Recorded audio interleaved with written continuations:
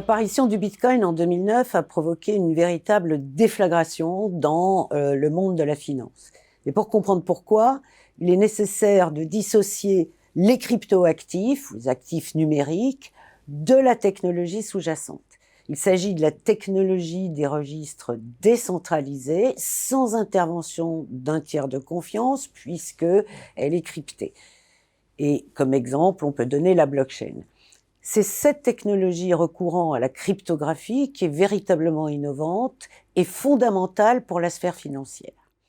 Pourtant, la technologie, elle a été éclipsée par le succès des innovations de produits. En particulier, dans un premier temps, par ce qu'on appelait à tort les crypto-monnaies privées. Ces pseudo-monnaies ne sont que des actifs spéculatifs, on l'a assez dit, sans valeur intrinsèque, une volatilité de leur prix très élevée, celle du Bitcoin aussi entre 50 et 100%, et la liquidité n'est pas toujours assurée.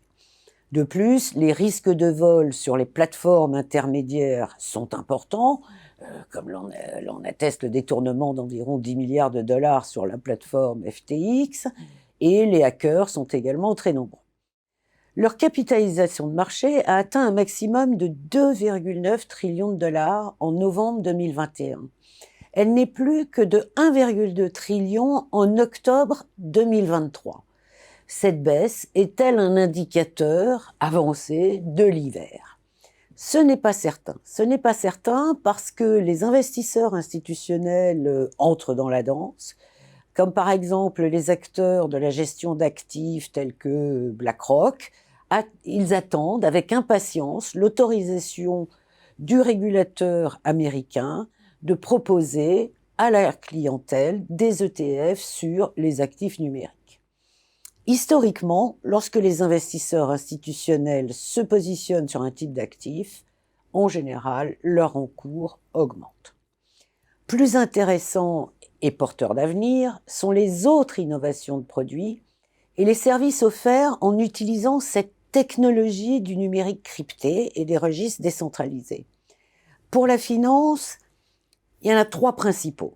Et ces 3 principaux sont les stablecoins, les monnaies banque centrale numérique et la tokenisation des actifs.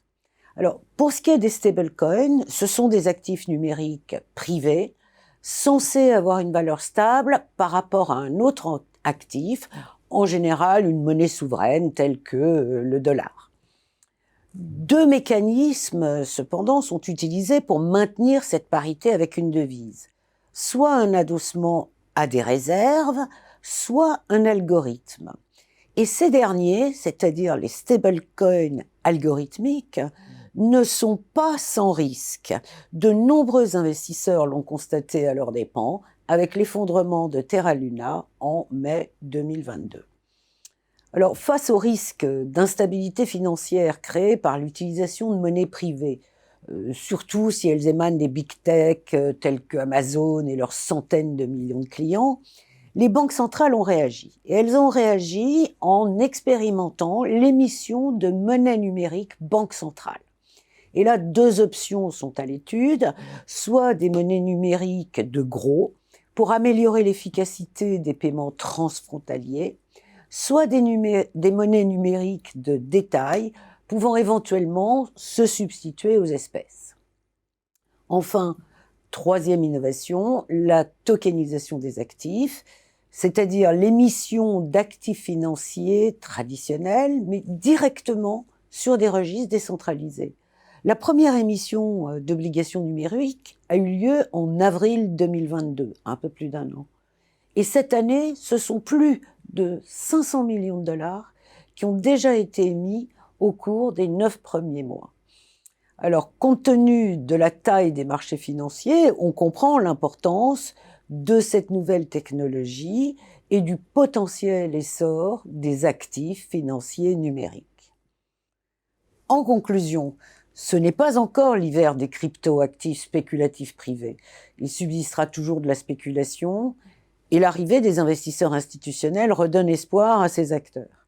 Par contre, c'est effectivement le printemps de la cryptographie et du numérique, utilisé pour améliorer l'efficacité des transactions, tant monétaires que bancaires et financières, tant nationale qu'internationale.